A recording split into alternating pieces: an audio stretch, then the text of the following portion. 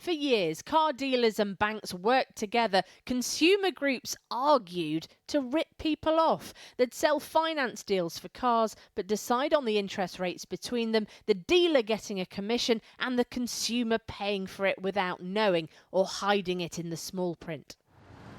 More than 2 million new and used vehicles are bought using motor finance each year. And today's decision was about whether a multi-billion compensation scheme would go ahead to pay people back if they'd bought a car on certain finance deals before January 2021.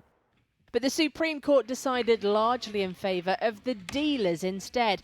The court considers that the following factors will normally be relevant. Rejecting cases which said they had a duty of loyalty to the customer or that commissions paid were bribes. The nature of a commission. It means lenders won't have to pay out other than in certain circumstances.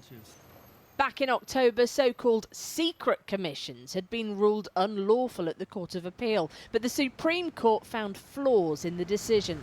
The court has sided with the lenders and sort of dismiss the concerns of the consumers in that when they go to intermediaries, brokers, it's not clear who they're acting for. And what do you think of that? It's not a good day for us and not a good day for consumers, I don't think. The Financial Conduct Authority had warned lenders to hold back cash for payouts. Big banks like Lloyds reportedly put aside millions, with some estimates suggesting it could cost Santander UK over £1 billion. But it now seems that stash of cash won't be necessary. We still need to unpack what this all means and what it's going to mean for consumers as well as for lenders, but not necessarily as bad as the lenders thought it was going to be, maybe not as good as some of the consumers thought it might be. We're likely to see a lot of individual cases being brought by legal firms, claims management services. We're going to see individual cases, class actions that are potentially going to come, and they'll be targeting individual lenders and potentially dealer groups rather than a general solution. The Financial Conduct Authority says it will now confirm whether it will consult on a redress system or not before markets open on Monday.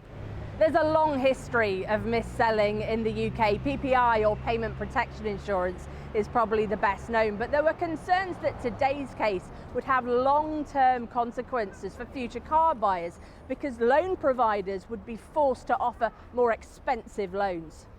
Mass redress would have been one of the biggest payouts in British legal history, and today's decision avoids the Treasury's worst-case scenario. But it means for millions of consumers, payouts will now largely not come to pass. Well, the personal finance expert Martin Lewis has already been giving advice to motorists on what to do next. I spoke to him a short while ago and began by asking him what kinds of customers might still be eligible for some sort of payout. It's still very substantial numbers. I think what people are missing in this is the Supreme Court case was dealing with one of two forms of car finance mis-selling. It wasn't dealing with both of them. While both the types were on hold awaiting its decision, it was only looking at one type. Now, the main type, the one that started all this and the one I've been campaigning on, is discretionary commission arrangements. That is where, before January 2021, when they were banned by the regulator, if you got a PCP or hire purchase deal for your car finance and you went to a dealer, some dealers could increase the amount of interest that you were charged in order to increase their commission, and they did it without telling you. Now, the regulator had been investigating that. It was put on hold because of the Supreme Court. What we were waiting for in the Supreme Court decision was to see whether there was anything in the Supreme Court decision that would stop the regulator continuing with its investigation. There wasn't. The regulator said it will announce if it's launching a consultation into a redress scheme by Monday. I would be gobsmacked if it didn't.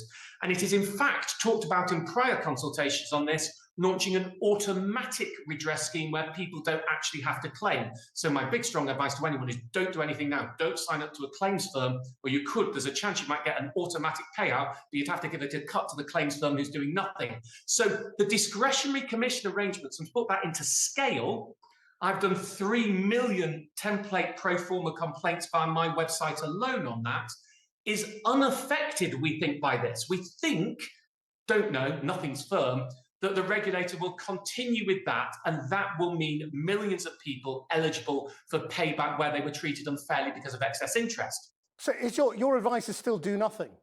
Absolutely do. Really important you do nothing. If you put in a pro forma template complaint, that's great, nothing's going to happen. But we just got to wait until we're going to find out on Monday whether a consultation's coming. Almost certainly will. Almost certainly will take 6 or 8 weeks. Firms aren't going to be paying out before December anyway.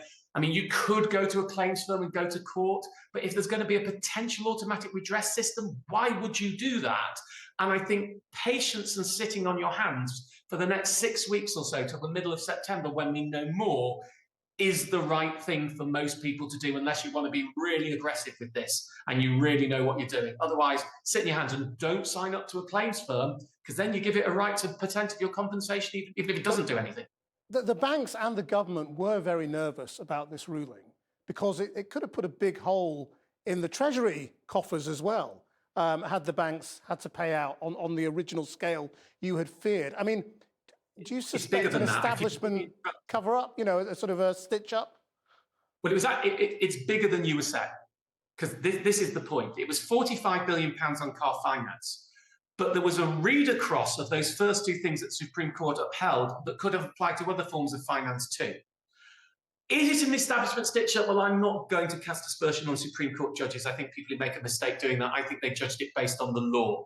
My concern about this is, first of all, car finance firms aren't covered by the Financial Services Compensation Scheme. So if a firm went bust and you were owed money, you wouldn't get anything. So driving car finance firms to go bust means no one would get anything if they go bust. And the potential knock-on to consumer lending. I mean, we could have seen a lack of inward investment, yes, but also firms not willing to lend under these circumstances. And a pullback that would deny people necessary lending, I think could have been very damaging to consumers. So yes, some consumers have missed out on this sort of technical compensation, but other consumers would have lost out on the compensation and would have potentially lost out because they couldn't borrow when it was necessary. So I think there was some balance. And I think if you ask me where we've ended up, if I'm really honest, yes, Rachel Reeves will be breathing a sigh of relief because it's not going to have the economic impact and she won't have to intervene. And yes, some consumers will be saying words you probably shouldn't say on Channel 4 at, 7, whatever it is, when you're playing this out at night. We're somewhere in between the two. I think we're probably within 20% of a fair result. I think this is probably, we're in a ballpark of balance on this. Martin Lewis, thank you very much. Thank you.